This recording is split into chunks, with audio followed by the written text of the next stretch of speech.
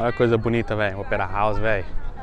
Vocês não vão acreditar, eu moro aqui quase 3 anos e eu fui ver esse Opera House aqui depois de 2 anos na Austrália. Por quê? Porque eu não sou um cara muito de sair, todo mundo fala, a primeira coisa que tem que fazer é visitar o Opera House. Eu caguei para o que as pessoas queriam. Eu não tava muito afim de visitar, então não vim visitar não. Só depois dos 2 anos eu falei, mano, por que eu não venho aqui, né? Dá uma olhadinha. Bom, galera, nesse vídeo eu vou falar para vocês um pouco da minha história, de como eu consegui meu primeiro emprego e como que foi minha situação, porque eu não sabia nada de inglês e mesmo assim, bom, consegui, né? Meu primeiro emprego não, né? Meu primeiro, como a gente fala, primeiro emprego sim. Bom, deixa aquele like, se inscreve no canal e bora pro vídeo.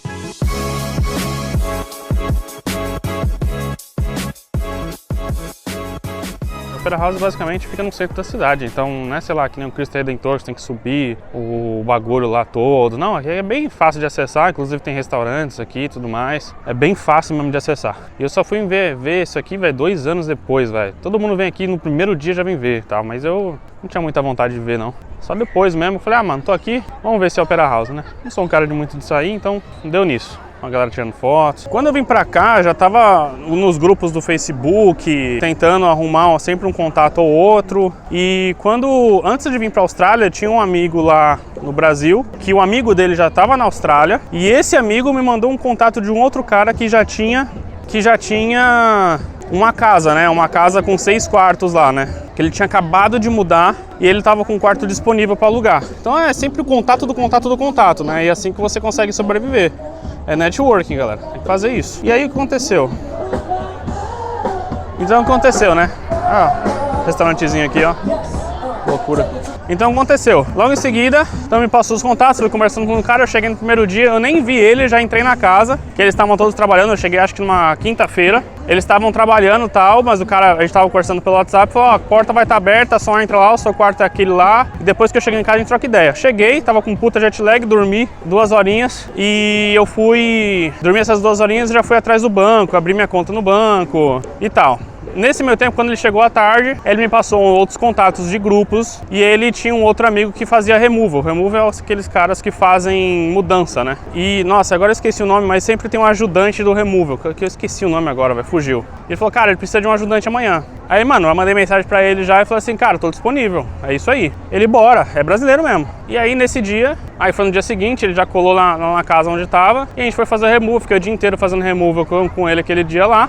A gente fez acho que 3 mudanças e eu ganhei $150 naquele dia. Esse foi meu primeiro job, né? O primeiro dia de emprego com esse cara aí. Nisso, com esse $150, eu peguei $100 e eu fui lá pegar um white card. Esse white card ele libera a gente para trabalhar em obra, porque esse white card é tipo um negócio de segurança do trabalho, segurança em obra e tal. Uma manhã inteira de curso que você faz e aí você ganha o certificado lá, o cartãozinho na hora. O cartão ele vem depois, mas o certificado já com o número do cartão sai na hora. E aí você já tá apto a trabalhar em obras. Então eu trabalhei na sexta-feira, foi meu segundo dia da Austrália. Sábado e domingo eu fui atrás de outras coisinhas, né, da Austrália, tipo edredom, essas coisas básicas. E nisso eu já tava mandando mensagem já tava nos grupos, na verdade, de WhatsApp aqui, de Labours, que é aquele peãozão de obra, e apareceu várias vagas lá. Como eu não tinha inglês nenhum, eu procurei um que era brasileiro. E aí eu vi pelo nome, né, porque aparece nos grupos lá, tipo, o cara fala assim, ó, tô procurando 3 Labours pra tal lugar, tô procurando um Labor pra tal lugar. Só que eles falam tudo em inglês. Mas aí você vê um cara chamado Roberto, você fala, esse cara não é australiano, né? Aí você já manda mensagem pro cara, manda em inglês, fala assim, ó, beleza, tudo bem, tô disponível. Aí você já pergunta se é brasileiro, né, em inglês mesmo. O cara, não, sou sim, é isso aí, vocês trocam ideia e ele vai te passar o dia de trabalho lá. Simplesmente você vai, ele fala assim, ó, você tem white card? Tem. O white card é obrigatório. Você vai lá, ele fala assim, ó, você vai lá no endereço tal, vai procurar o fulano e é isso aí. Leva a sua bota com bico de aço, leva um High Vision, que é aqueles coletinhos laranjas ou amarelo, ou uma camisa High Vision, né, que são as camisas de laranja e amarelas, e também leva um capacete se precisar. Bom, como eu tinha ido já, lembra que eu falei pra vocês que no sábado e domingo eu tava resumindo minhas coisas? Eu já tava conversando com um monte de gente e eu sabia que eu tinha que pegar pelo menos uma bota de bico de aço, uma camisa dessas e um capacete. Então nesse dia eu já fui comprando essas coisas, que é bem baratinha, tipo uma camisa dessa custa $7. A bota você consegue entre $50 a $100 numa bota dessa aí. Aí eu comprei essa bota, comprei a jaqueta e tal, e eu tava preparado na segunda-feira. Na segunda-feira, graças a Deus, ele me mandou para um lugar que tinha um outro brasileiro no lugar. Então tipo, quando você vai trabalhar nos lugares, geralmente vai ter outros laborers lá. E nesse dia tinha um brasileiro lá que já falava inglês e eu fui me guiando por ele.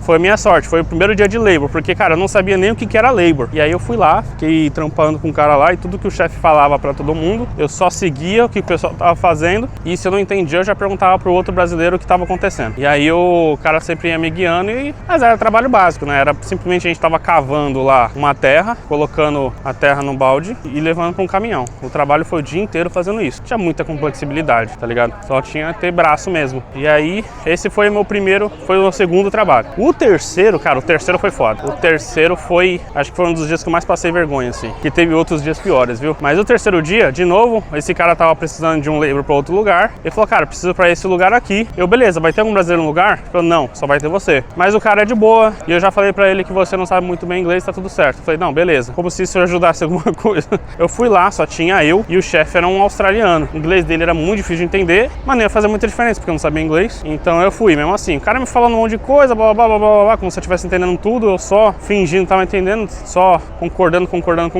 Mas eu tava entendendo o que ele tava querendo dizer. Ele tava querendo limpar as coisas ali. Que era uma casa que estava cheia de entulho, porque ela tinha acabado de ser reformada. E aí ele só queria limpar os entulhos lá e colocar tudo na caçamba. E aí ele começou a apontar, ó, isso aqui é rubbish, isso aqui é rubbish, isso aqui é rubbish. E eu sabia que rubbish era entulho, era lixo.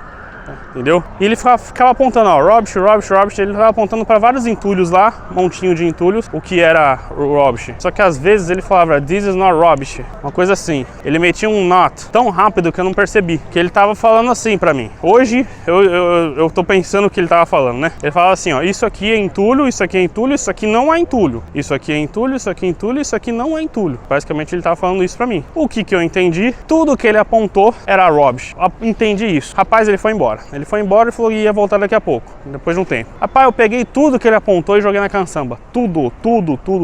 Deixei a casa limpa. Tudo que ele apontou, varri. Peguei todos os entulhos, joguei tudo na caçamba. Madeira, resto de piso, resto de vidro. Tinha uns vidros lá mais ou menos ali também, tá ligado? Joguei tudo. Quando ele chegou, ele, brother, falei, fudeu. Aí eu tava no andar de cima, desci, ele, what the fuck you doing? Sei lá o que ele falou, acho que ele falou isso. Ele meteu um what the fuck na época lá. Aí eu falei, puta, fudeu, desculpa, fiz merda, fui moleque, já falei assim pra ele, em inglês. Falei, oh, sorry. Sabia porra nenhuma que tava fazendo, só sabia que tava errado. Aí ele deu risada, ele, não, beleza, não tem problema não. Aí ele foi lá e me ajudou a pegar as coisas que não eram pra jogar fora, que eram coisas que pra mim era entulho, mas pra ele não era entulho. E ele falou que não era entulho, mas, né, não entendi porra nenhuma que ele tinha falado. Eu só segui. Esse foi o meu terceiro dia de trabalho. Foi numa terça-feira isso, cara. Lembro até hoje. E, cara, assim, fora isso, teve outros trabalhos e outros trabalhos. Vão falar todos eles. Mas teve vários trabalhos, assim, nesse tipo. E, cara, você não vai entender o que o cara vai falar. Mas, tipo, eles meio que sabem que você não sabe falar muito inglês. E eles me esperam mesmo que você vai errar. Então, tá tudo bem. Ganhei o dia, tá tudo certo. Tomei uma bronquinha ali de boa. E isso continuou até então. Fui tomando várias broncas até melhorar o meu inglês. Essa é uma parte um pouquinho difícil aqui da Austrália, né? E aí eu fui entendendo como que funciona no processo, ainda com inglês muito ruim, mas fui entendendo mais o que um labor fazia. Peguei muito trabalho que tinha várias outras pessoas que falavam português também. Aí depois eu fui pular para warehouse, que é onde eu trabalho até hoje, né? E aí, inclusive, teve o meu primeiro dia que eu trabalhei com a empilhadeira. Os caras estavam pedindo alguém com experiência e tal.